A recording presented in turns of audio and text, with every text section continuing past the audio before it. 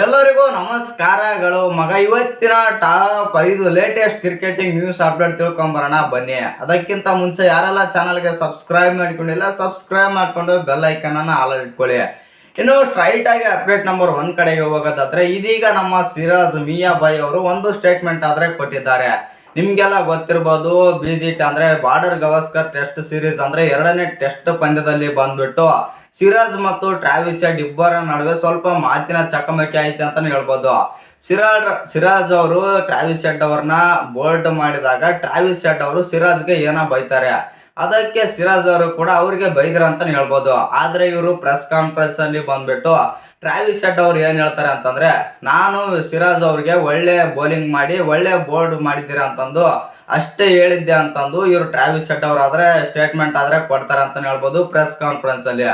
ಆದ್ರೆ ಸಿರಾಜ್ ಅವರು ಮತ್ತೆ ಒಂದು ಸ್ಟೇಟ್ಮೆಂಟ್ ಆದ್ರೆ ಕೊಡ್ತಾರೆ ಸ್ಟಾರ್ ಸ್ಪೋರ್ಟ್ಸ್ ಅವ್ರಿಗೆ. ಆ ತರ ಟ್ರಾವಿಸ್ ಹೆಡ್ ಅವರು ನನಗೆ ಹೇಳೇ ಇಲ್ಲ ಮತ್ತು ನಾನು ಸುಳ್ಳು ಹೇಳೋರು ಕಂಡ್ರೆ ನನಗೆ ಆಗೋದಿಲ್ಲ ಮತ್ತು ಪ್ರತಿಯೊಬ್ಬ ಕ್ರಿಕೆಟಿಗ ಮತ್ತು ಎಲ್ಲ ಪ್ಲೇಯರ್ಗೆ ನಾನು ರೆಸ್ಪೆಕ್ಟ್ ಆದ್ರೆ ಕೊಡ್ತೇನೆ, ಆದ್ರೆ ಈ ತರ ಸುಳ್ಳು ಹೇಳಿದ್ರೆ ನನಗೆ ಆಗೋದಿಲ್ಲ ಅಂತಂದು ಸಿರಾಜ್ ಅವರು ಒಂದು ಸ್ಟೇಟ್ಮೆಂಟ್ ಆದ್ರೆ ಕೊಟ್ಟಿದ್ದಾರೆ ಅಂತಾನೆ ಹೇಳ್ಬೋದು. ಹೌದು, ಯಾಕಂತಂದ್ರೆ ನಿಮ್ಗೆಲ್ಲ ಗೊತ್ತಿರ್ಬೋದು, ಒಳ್ಳೆ ಬೋರ್ಡ್ ಅಂತಂದ್ರೆ ಸಿರಾಜ್ ಅವರು ಅಲ್ಲಿ ಅವ್ರಿಗೆ ಯಾಕೆ ಬೈಯಕ್ ಹೋಗ್ತಿದ್ರು ಮತ್ತು ನೀವೇ ನೋಡಿರ್ಬೋದು ಟ್ರಾವಿಸ್ ಹೆಡ್ ಮತ್ತು ಸಿರಾಜ್ ಇಬ್ಬರ ನಡುವೆ ಸ್ವಲ್ಪ ಮಾತಿನ ಚಕಮಕಿ ಕೂಡ ಆಯ್ತು ಅಂತಾನೆ ಹೇಳ್ಬೋದು. ಇನ್ನು ಅಪ್ಡೇಟ್ ನಂಬರ್ 2 ಬಂದ್ಬಿಟ್ಟು ಚಾಂಪಿಯನ್ಸ್ ಟ್ರೋಫಿ ರಿಲೇಟೆಡ್ ಏನಪ್ಪಾ ಅಂತಂದ್ರೆ, ಹೈಬ್ರಿಡ್ ಮಾಡೆಲ್ ಅಲ್ಲಿ ಬಂದ್ಬಿಟ್ಟು ಇದೀಗ ಚಾಂಪಿಯನ್ಸ್ ಟ್ರೋಫಿನಾದ್ರೆ ಮಾಡಲ್ ಆದ್ರೆ ನಿರ್ಧಾರ ಆದ್ರೆ ಮಾಡಿದಾರಂತೆ.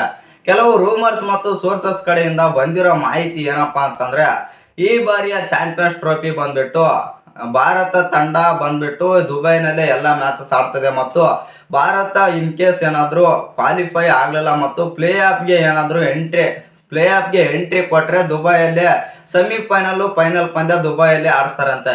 ಇನ್ ಕೇಸ್ ಇಲ್ಲಿ ಏನಾದ್ರು ನಮ್ಮ ಭಾರತ ತಂಡ ಕ್ವಾಲಿಫೈ ನಿಂದ ಇಲ್ಲೇ ಹೊರಗೆ ಬಿದ್ರೆ ಇದೆಲ್ಲ ಲಾಹೋರ್ನಲ್ಲಿ ಸೆಮಿಫೈನಲ್ ಮತ್ತು ಫೈನಲ್ ಪಂದ್ಯಗಳೆಲ್ಲ ಲಾಹೋರ್ನಲ್ಲೇ ನಡೆಯುತ್ತೆ ಅಂತ ಇದೀಗ ರೂಮರ್ಸ್ ಮತ್ತು ಸೋರ್ಸಸ್ ಕಡೆಯಿಂದ ಬಂದಿದೆ ಅಂತಾನೆ ಹೇಳ್ಬೋದು.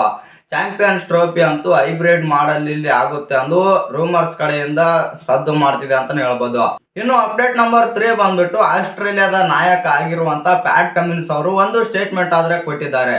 ಏನ್ ಸ್ಟೇಟ್ಮೆಂಟ್ ಕೊಟ್ಟಿದ್ದಾರೆ ಅಂತಂದ್ರೆ, ಈ ಬಾರ್ಡರ್ ಗವಾಸ್ಕರ್ ಟೆಸ್ಟ್ ಸೀರೀಸ್ ಅಲ್ಲಿ ಬಂದ್ಬಿಟ್ಟು ಭಾರತ ತಂಡ ಏನ್ ಬೇಕಾದ್ರೂ ಮಾಡಬಹುದು, ಆದ್ರೆ BGT ಕೂಡ ಈಗ ಹೀಟ್ ಆಗ್ತಾ ಇದೆ ಮತ್ತು ಇಲ್ಲಿ ಟ್ರಾವಿಸ್ ಹೆಡ್ ಅವರು ಸಿರಾಜ್ ಅವ್ರಿಗೆ ಒಂದು ಮಾತು ಹೇಳ್ತಾರೆ ಅಂತಾನೆ ಹೇಳ್ಬೋದು. ಆ ಮಾತಿನಿಂದ ಸಿರಾಜ್ ಮತ್ತು ಟ್ರಾವಿಸ್ ಹೆಡ್ ಇಬ್ಬರ ಮಧ್ಯೆ ಸ್ವಲ್ಪ ಜಗಳ ಕೂಡ ಆಗುತ್ತೆ ಅಂತಾನೆ ಹೇಳ್ಬೋದು.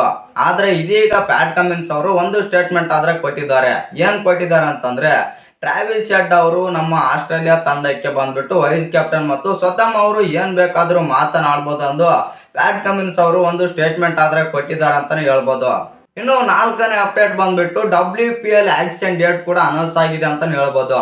ಇದೇ ತಿಂಗಳು ಡಿಸೆಂಬರ್ 15ರಂದು ವುಮೆನ್ಸ್ ಪ್ರೀಮಿಯರ್ ಲೀಗ್ ಆಕ್ಷನ್ ಕೂಡ ನಡೀತಾ ಇದೆ ಮತ್ತು ಅದು ನಮ್ಮ ಬೆಂಗಳೂರಲ್ಲಿ ಇಟ್ಟಿದ್ದಾರೆ ಅಂತಾನೆ ಹೇಳ್ಬೋದು.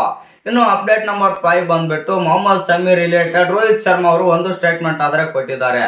ಏನ್ ಕೊಟ್ಟಿದ್ದಾರೆ ಅಂತಂದ್ರೆ, ಇದೀಗ ಶಮಿ ಅವರಿಗೆ ಒಳ್ಳೆಯ ಅವಕಾಶವಿದೆ ಮತ್ತು ಡೋರ್ಸ್ ಕೂಡ ಓಪನ್ ಆಗಿವೆ ಶಮಿ ಅವರು ಮತ್ತೆ ಭಾರತಕ್ಕೆ ರಿಟರ್ನ್ ಆಗಲು. ಆದರೆ ನಾವು ಶಮಿ ಅವರ ಮೇಲೆ ಒತ್ತಡವನ್ನು ಏರಲು ಬಯಸೋದಿಲ್ಲ ಅಂತಂದು ರೋಹಿತ್ ಶರ್ಮಾ ಅವರು ಒಂದು ಸ್ಟೇಟ್ಮೆಂಟ್ ಆದ್ರೆ ಕೊಟ್ಟಿದ್ದಾರೆ ಅಂತ ಹೇಳ್ಬೋದು.